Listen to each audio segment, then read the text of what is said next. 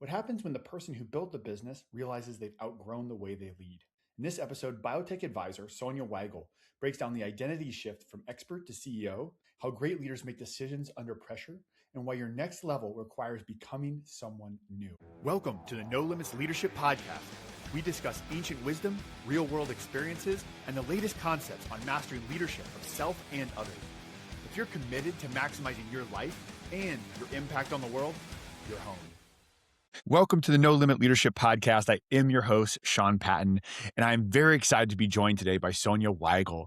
She's a biotech advisor and founder who helps life sciences leaders grow into decisive, high-impact CEOs. With a background in executive biotech leadership, she now works with founders and senior women executives to navigate pivotal transitions, blending strategic thinking with intuitive decision-making. Sonya is passionate about helping leaders not just succeed in their roles, but design careers and lives that fully align with who they. Sonya, thanks for being on today. Sean, thanks for having me. Super excited. Yeah, I'm very excited too. It's every once in a while I have a pre-interview where, I feel like we're kind of like old friends, and I feel like we should have recorded the pre-interview because last time we just chatty catting away the whole time, and there was so much gold in it. So I'm very excited to have you on today. Yeah, no, likewise. So let's walk us through a bit your career as an operational leader in the biotech space and how that led you to your role now as advisor and coach. Sure. So I started my career in global consulting, most often in the life sciences spaces. But, at the time, way back then, it was big pharma, essentially. But over time, it evolved into smaller pharma and then eventually biotech. And, I came to discover that I really, really love the biotech space. It's very different. It's that startup innovative culture, but it's also the development of things that have never been discovered before. And, it turns out I'm fiercely committed to the idea of developing new drugs for untreated diseases. And I am in no way a scientist, terribly bad at math, as an example, could never have been. That, I would never have gotten to that path except through the idea of supporting and building culture and leadership and skill sets and human resource strategy and organization structure design.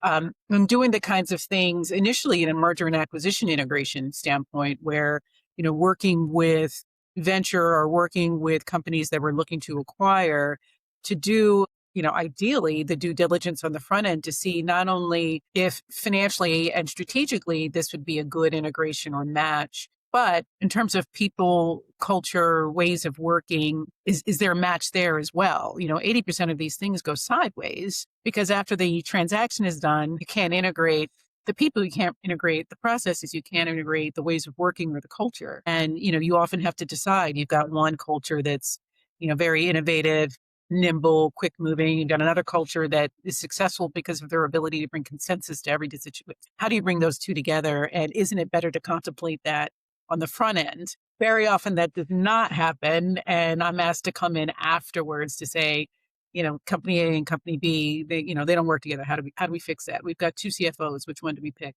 So that sort of evolved into executive leadership opportunities on the inside. And biotech really gives me the ability to combine my love for that fast-paced startup environment with my passion and commitment to new drug discovery, and then kind of wrap it all up into the leadership. I'm so glad you're bringing this up because this is an area I'm interested in. I've had a little experience and also sort of periphery, friends and colleagues in this space. You mentioned how 80% go sideways, and it's usually a people problem, and yet what I have found generally is when you try to have this discussion with the people making the decisions, i.e. whether it's a PE firm or a VC firm, it's like if it's considered at all, it's the footnote at the end of the meeting. But yet it's probably, the most critical part of success afterward.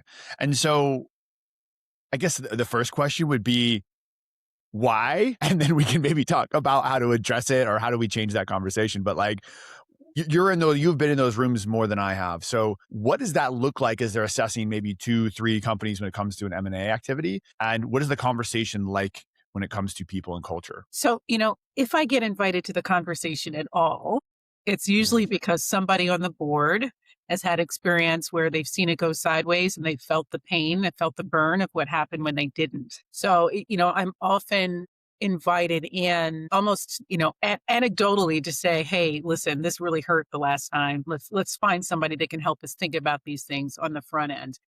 But there is the occasion where I've got a really enlightened CEO who says, look, before I even contemplate any of this, tell me, do my leaders have the skill sets? We know we have the skills, but do they have the mindsets, the behavioral competencies? Do we have the culture to integrate another organization, or to bring in a commercial organization into what's been historically an R&D organization, and bringing those two things together? So it often comes from very experienced executives who have seen it go sideways and are really interested in not having that happen if it's at all possible. But if that's not the case, it is very often very much a last thought, or even a non-thought. And so I feel like it's almost an experiential journey that executives have to go through, where they feel it the first time, and then the next time they'll never forget it. Where should this conversation be happening earlier? How do we, you know, collectively, how do you uh, start getting this at the forefront and maybe shift a bit of that culture inside M&A to show the data of why the culture and people side is so critical? Like how should that look? It should really be at the very, very beginning as you're doing formal due diligence, as you're thinking about, okay, this company is ready to acquire another, and this is what our acquisition strategy looks like. Part of that strategy should be, planning with the end in mind, planning with the future in mind, planning with success in mind.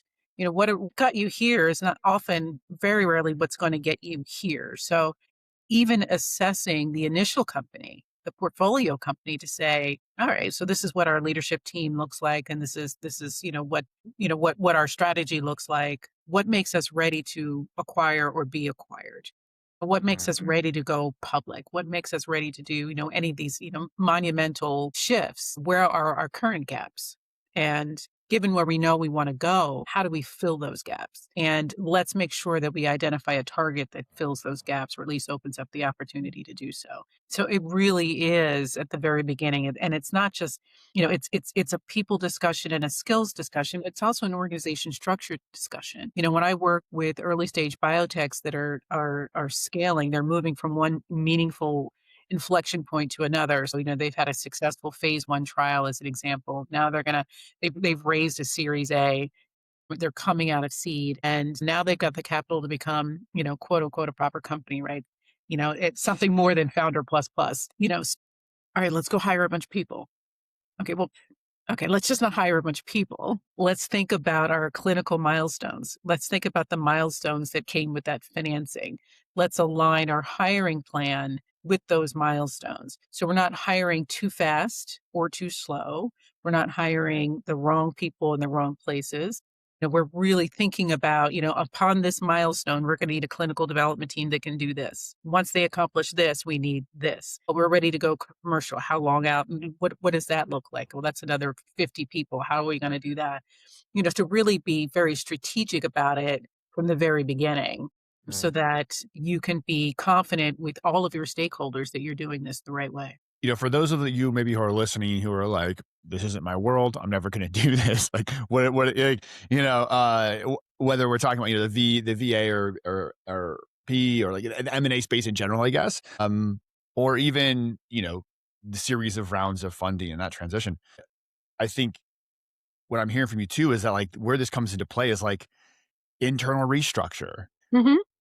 or moving from leading at one level to leading another, and looking at how the company's gonna have to morph and change. And so, I'm working with several clients right now on that exact thing, where, to your point, it's like, okay, we've operated this way up to this level. The next level is we have to operate differently as a company. We have to unsilo. We have to have more shared services. We have, the vision's bigger. Like, what's that look like? So what I'm hearing here is, it's so great to have some like depth in this, in biotech and in M&A, but man, the things you're talking about, like this framework, is really about transformation and managing transformation to have success in that. So is there and it's okay if there's not, but is there like some key parts that all those things I talked about, this transformation piece, internal, external, as you go through that as a leader, what are some commonalities or non-negotiables of the way we need to think about things so we don't fall into the pit or a blind spot we don't see? Yeah. I mean, and it's industry agnostic, right? I mean, it's Hmm.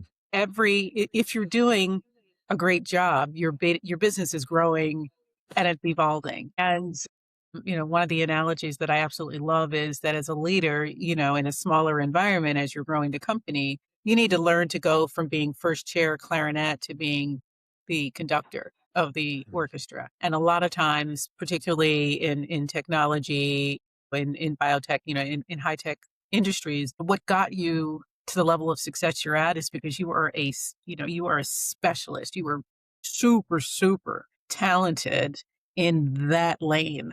But as you move up in leadership, even if the company isn't going through some big acquisition, as you grow in your career, you've got to learn to let go of the day to day transaction and being really good at that transaction to more of a transformational leader. And a lot of times I'll hear leaders say, well, if I give that up and I bring other people to do those transactions and underneath, and what's left for me to do? That is a very common question. And it's like, well, wait, that's what I'm really good at. That's what I'm successful at. If I give that up, what's left? And so it's the mindset set shift that comes. And I think the analogy of the orchestra is a really good one in that, that conductor is still going to be a phenomenal clarinet player, but now they can move the whole orchestra. And that's the kind of mindset that needs to change, whether you're the individual or really even the organization. We need to go from siloed work streams to connected and cohesive work streams. The work streams remain, but now there's got to be collaboration across them, in different ways.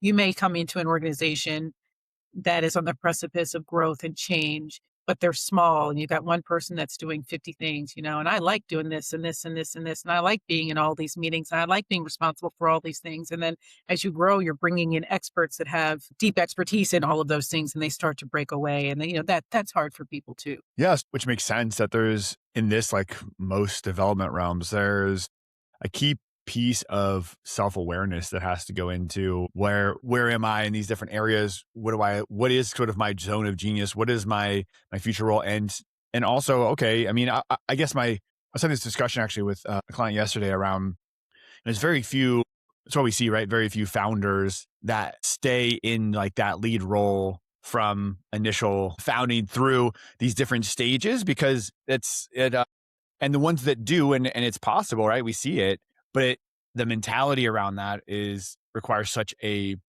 growth mindset, such a development mindset, such not clinging to old identities Yeah.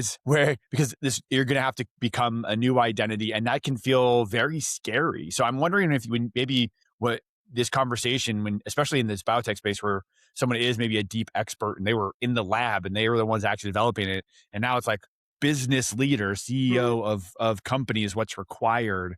How do you work with them on stripping away or creating and transforming their own identity and where they get value from? It's funny. I think where I've seen it be most successful is because there's a certain sort of genotype in a founder, especially in this space, that will take an undiscovered drug or will in license a drug that's not been fully developed and that can take it and make something out of it and, take it to a certain level. The most successful ones I've seen are like, okay, now I'm going to let this go and I'm going to do it again because their Mm, secret sauce, their superpower is in that early stage development. And you're seeing a lot in the industry right now of, biotechs being bought up by big pharma. There's a lot of those deals going right now.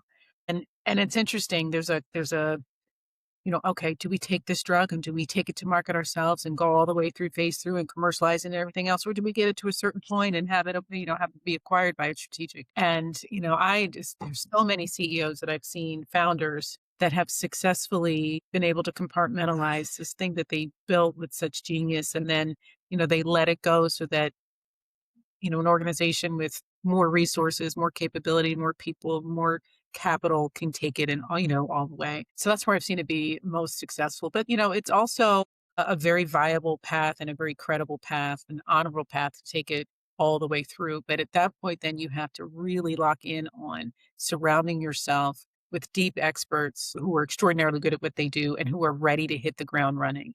And that means, again, you have to not be so deep in the clinical data that you're not able to move to talk to potential investors or, and to venture. You can't do both. So you have to begin to then bifurcate your skill set into people that are really, really good at it. So you have confidence in the executive team that you've built around you, because all of that will slow you down. You need to be able to move really quickly, make really quick decisions, and align with what your stakeholders are looking for as a founder, as an executive, which means you've got to have the mindset and the security in yourself to say, okay, I'm gonna let this go and I'm gonna trust these people to do what I hired them to do. Let's zoom in on that struggle, because I feel that's one, again, as you move up from any role, again, maybe you've been in the sales org since you were a appointment setter, right? Like Yeah. BDR. And then you worked your way up from account executive to manager to senior manager to director to, and now you're like VP of sales. And now you have to consider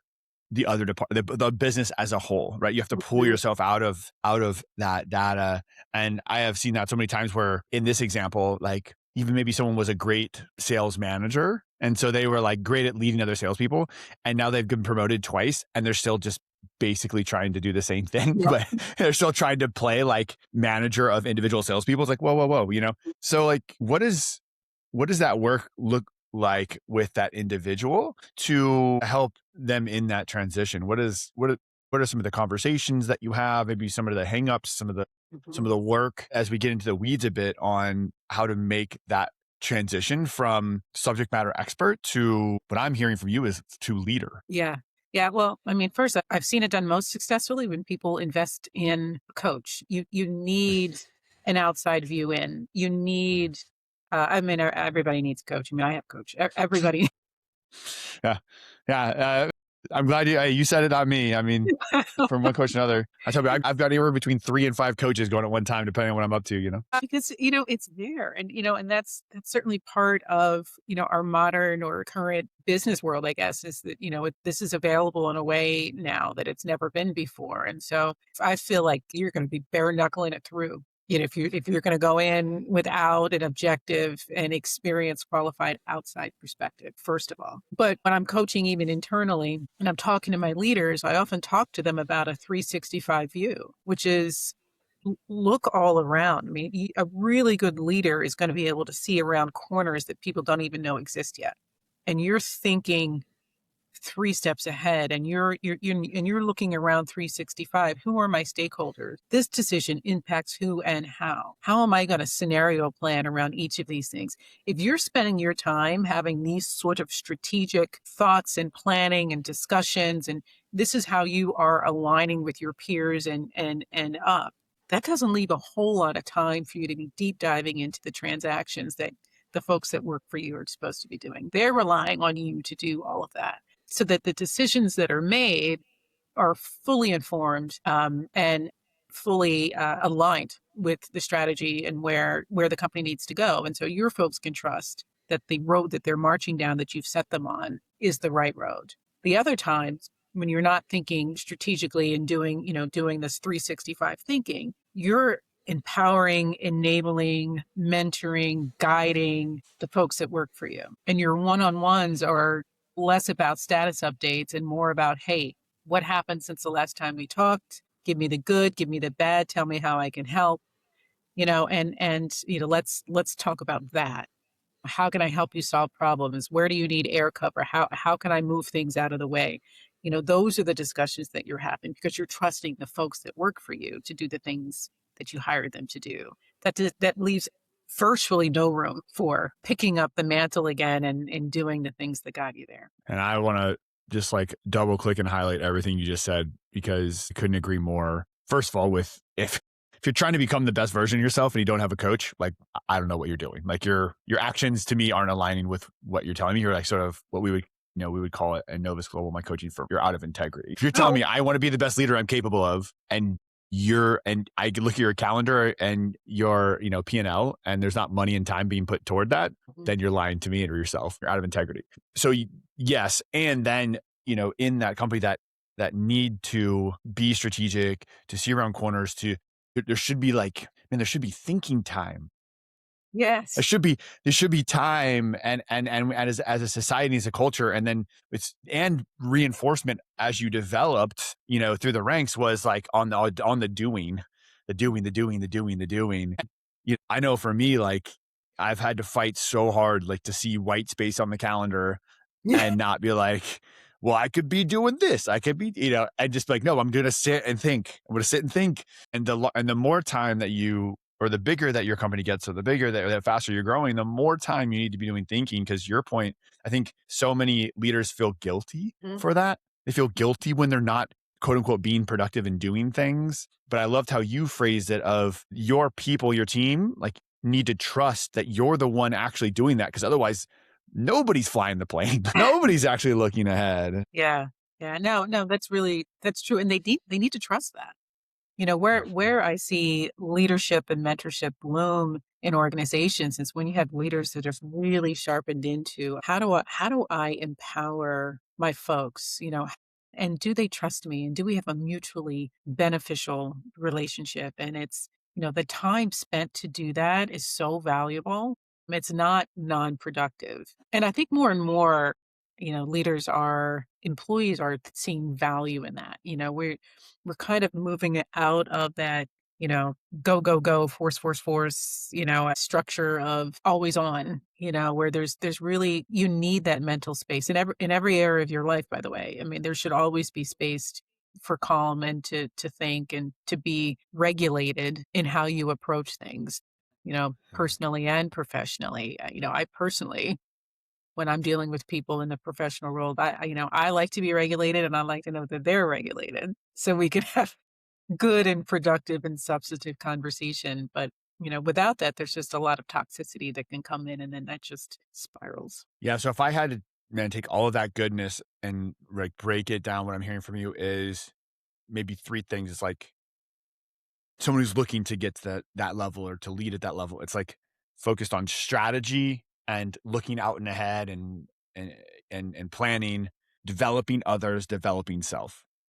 Yeah, exactly. That's where, but probably call it 80% of your time should be in one of those three areas. I love that. You talk a lot about uh decision making and intuition. Can you talk about blending like intuition with like logic and decision making? Yeah. It's a scientific method in the that everyone you work with is like grew up that way. There's that scientist, right? So like, how do you blend those two, and what does it actually mean in practice? Yeah, no, it's so interesting. And I really started to lean into this personally Mm. and have begun to really benefit from it on my own. And so one of the things I'm super passionate about now is kind of sharing that with other people. And the idea is zoom in on your own value systems. Part of that thinking time is an example. Really think about where you are and where you'd like to be. And what does that mean from a value system? What do I personally value? What are my non negotiables as an individual, not even as a professional or any other roles that I play, allowing myself, I don't even call it a luxury anymore. It's a non-negotiable now, right? Allowing myself to the gift of my time is important to me. When and where I work is important to me. Financial freedom is important to me. What are those things? Being able to interact with my family the way that I want to is important to me. And I came to this late in my career. Just a couple years ago, I really started to purposefully curate a work environment that enabled me to do everything according to what I value and how I define those levels of freedom. And in that, it required locking into my intuition to really understand what those things were. And then once I understood that for me, it was time freedom, it was location freedom, it was freedom to be with my family. These are my non negotiables. And what that looks like on a day to day basis is I don't like to schedule meetings before 10 a.m. if I don't have to. Mm. So I have time to settle myself, regulate myself, meditate, work out, have a nice cup of coffee with my husband on the terrace, whatever it is that I want to do so that I'm coming to the world in a regulated state. That to me is a non-negotiable. So if you line those up informed by your intuition, then every decision you make after that should line back up with that. And if it doesn't, it's a no. It's a no. And you can do that in your professional life. And so for me, that looks like I've got clients that are in San Francisco, Los Angeles, and New York, because that's where my children live. Nice.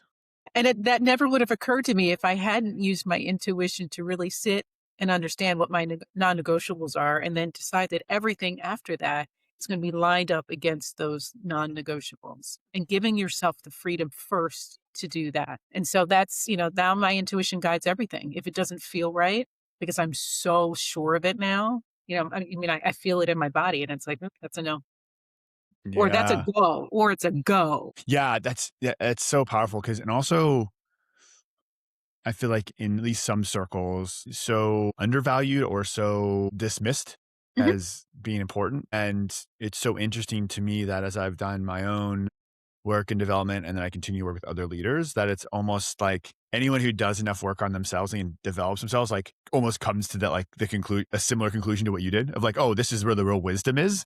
And Yeah. it's almost like a maturity Mhm. thing that needs to happen to be able to trust that intuition. And, I think intuition in a lot of areas comes from experience and expertise. But when it comes to decisions about yourself, to your point, how do we become an expert on ourselves? And how are Mhm. we putting in time to become an expert on ourselves and define what matters and doesn't matter and what is our vision allows that intuition to come to the forefront.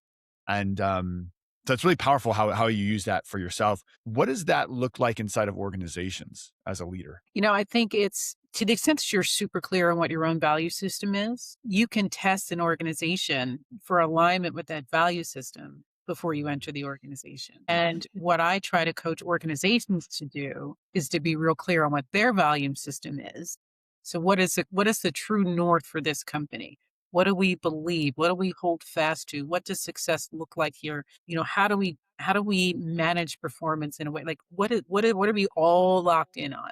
And then every job posting we have, every job description we have, every interview we conduct it's the same lens. And so we're evaluating through that lens. So anybody that comes on the other end of that is fully aligned. And it's so remarkable how it works out so beautifully where people come in and they immediately feel at home and as part of the organization and they see themselves in their peers and otherwise. And this has nothing to do. You could be coming in as an executive assistant, you can be coming in as a chief commercial officer and anything in between. We all have that same piece. And so it's important that the organization builds that into part of their talent acquisition process and then reinforces it in the onboarding and orientation process. And then what we do as an organization reinforces it all the time. And you build in those structures. So, almost to go full circle to the beginning of our conversation and around what are the things that organizations need to do? What do I see when it works well? It's building a systems and process foundation that allows you to do analysis and evaluation internally and externally, along those levels. You've got to build that infrastructure in. And when I work with organizations where they're scaling rapidly, we want to go from 17 to 60 in a year. We want to hire a new person every week. We've got milestones. When you're moving that fast, you need to build that infrastructure first. Take the time and the investment to do that. The ones that fail don't. They're just shoving people in there and when you bring people into an organization, you're bringing a new culture. You're integrating something new every time. It's almost like a mini M&A with every person that comes in. Mm. But if you take the time to build the foundation and the definition of what success looks like here and what we value and how we roll, then that's built. You're putting the right people through all the time and they're moving fast. They immediately they're like, this is the company for me. And it just works well. Yeah, that's so powerful. I was guessing on a podcast yesterday, and he was talking to me, and what came up there, he was asking me a lot of like about my military background and how that translates and that sort of thing. Mm. And one of the kind of truths I found in the military that I found to be true in the civilian side and the private side as well is that every mission has an optimal culture. Oh yeah. There's no optimal culture, right? Like, a biotech firm versus a graphic design company versus jet engine propulsion lab, like those should have different cultures, And so I think that to your point, it's like we maybe define mission for our organization. Like we're trying to accomplish this thing. Of course, that may shift, right? Like if we're in the early stages, we're like our mission right now is to develop this Mm. cure or this product or whatever. And now our mission is to go from 17 to 65. Like so, like whatever. Like where our mission is to now grow or to impact in this way. And based on that bigger mission, the step that I think you're talking about is like really clearly defining like, well, what is the ideal culture for that? And then, hiring and and it becomes sort of that self-selection process of like, Mhm. once you get really clear on that, it's so much easier to find people that fit that ideal culture. Cause there's great, powerful, intelligent, kind, caring people who are not right for your Mhm. organization out there. Mhm. Yeah. Yeah. Yeah. No, it's true. It's true. And it doesn't have to be, you know, Mhm. it doesn't have to be there are many, many amazing people that you can talk with, but the fit needs to be the fit needs to be the fit because, we've got to be aligned. In biotech, things move very, very quickly because patients are waiting. And Mhm. so, there's really very little margin for error to get that wrong. And where I've seen tremendous success is when founders, boards, capital, leaders all align on the fact that the people and the culture and the ways of working are so important that we're going to think about that at the front end and build with the best possible end in mind Mm, versus mm, it's well, we'll just bring people in or, hire people we know or just mhm, really not thinking about the foundation and the system. I like to talk about the employee life cycle, which starts at the point of candidacy. That's their first introduction to the organization, and it should be an authentic and genuine picture of what the organization is, as much as it is about the disease state you know, we work within, or where we're located, or any of the other things that you can pick up from the website. It's what do we value? Why are we doing this? What does success look like here? And are we? Can I move fast enough? Do I move too fast? Just all of those things that you can pick up on, or at mm. that point of candidacy. I love that. And I feel like, a theme that has come out of this conversation is really around a transformation and leadership into and through transformation. And one of the areas that you specialize in is working with senior women, senior leaders on designing sort of the next phase, the next chapter for them. So like what in that context, what does that generally look like? Yeah. So last summer, I started something called the Catalytic Collective. It again sort of mirrored my own journey, my own 24-month journey of deciding, okay, the next 30 years, how do I want this to go? And, I'd had at the time, my youngest was a sophomore in college, and was talking with her, and she was just buzzing about, I need an internship, I need a major, and she's a very buzzy person anyway, but it was just exciting me to see, she's got her whole life ahead of her, and this is just great. And I sat with that for a minute after we hung up, and I was like, oh, wait, I got my whole life ahead of me too, as a matter of fact, with the Mm, benefit of 30 more years of lived experience. What am I going to do with that? How do I want that to be? And that's where this concept of this next chapter came from. And the term, the catalytic collective, or the name, is very intentional because catalytic is really about those catalytic moments that happen when you say, okay, what's next? And so for me, it was, okay, I do want to define the next 30 years. It's that much in the same way I'm advising my daughter to do that. And so I decided I really wanted to work with other women who have at least 20 years of experience, who are in that C-suite or, executive level suite, who are thinking about, I'm looking at an empty nest, or I'm in an empty nest, I'm parenting adult kids, I've got aging parents, or, all of the life things that are happening while we're sitting in these executive levels. But now we have all of this experience and knowledge and a set of collective catalytic events that we can stitch together into a story to create that value system and that set of non-negotiables, and that just that definition of freedom to say, I want to very purposefully curate my next chapter, whatever that's going to be. And for some women, it's, I love the job I'm in, I'm sitting in this C-suite role and I love it, but it depletes me. How do I do this in a way that it serves me? And that's what we work through. For some women, it's, I've always wanted to be a travel blogger. How do I get that done? Or I'm ready to finally write that book, or stand on stages and give those speeches, or whatever that is. But the point is that we are centering ourselves in that journey, and we are defining those non-negotiables, and we're already used to doing really hard things, right? We know how to do that. But if we plan the next phase, but in the way that we did all the others, we're going to end up where we were before, depleted, overwhelmed, overstretched, and everything else. So it's really locking into what our personal value systems are and planning the next chapter through that lens. And that's what that's about. I recently did a growth and development. We did a spring retreat for the firm Novus Global, and I was there last 3 days, or Monday through Wednesday this week. You know, we're an organization that we coach each other. So we were at a larger organization. They brought in their leaders, and one of us would do a coaching session, and then we had two other coaches observe and then give feedback on to the coach, not the client, on on how they did. As soon as you started talking, what came to me is there was a leader there, sort of a middle level leader inside this large nonprofit faith organization, and her verbiage when she first started, she's like, "Well, I'm a 55-year-old woman. Like, what's this mean?" You could like, and there was this emotion Mm, you could sense almost immediately of like, I don't know what I want right now. yeah. And I'm not necessarily fulfilled. And I'm filling my time with just doing more and giving and giving and giving with the hope that this organization is going to give me back value and enough appreciation or value, whatever, like that will lead to a sense of contentment and fulfillment. And it just wasn't happening. And you could tell that this next stage of her life, as she looked ahead, kind of you're talking about, is like she was terrified. Yeah. She was terrified Yeah. and was looking for the answers externally. Right.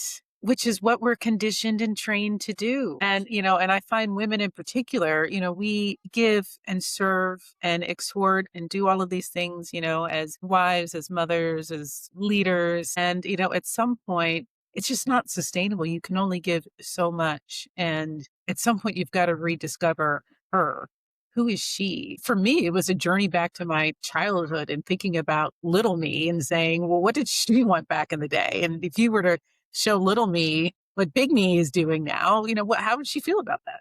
And, it wasn't great when I started down this Mm. journey. And it was, wait, what happened to, the joy? What happened to, you used to love to this and that and the other. And I've done enough of the hard things that I feel like it's time for myself now. And, that doesn't mean I, let go of those other things, but now I'm doing all of these things through a lens of joy and peace and ease and flow. And, I couldn't be happier, and I'm busier than I ever was. But it's just it's in a different space. It's just not a space of overwhelm anymore. And I think when you're looking outside for that validation, that's your first clue that it's like, okay, wait, let's go inward and do the work to understand, what the inner you wants. And, that is, as you said earlier, often dismissed, but I think it's a really powerful gift to yourself to be able to do. Amen. I'm with you, Sonia. That is amazing. I appreciate that. I I appreciate the work you're doing. I appreciate the journey that you went through, and that part of that journey came to the conclusion that you can empower and inspire others to help them through their own. And that's just admirable. And that is true leadership. So thank you for the work you're doing. Thank you for coming on today. Thank you so much for having me. As expected, awesome conversation, Sean. This is going to be great. Hopefully, it's not the last time we chat. I hope not. I hope not. Yeah. See ya. Thanks. Bye. Thanks for being a part of the No Limit Leadership family. This isn't just a podcast. We're building a movement of no limit leaders driven to unlock our greatness and lead the world forward. If this made you think or gave you something useful, please, please, please, right now, go hit follow and then share it with one leader you believe in. Challenge limits, develop leaders, fuel greatness.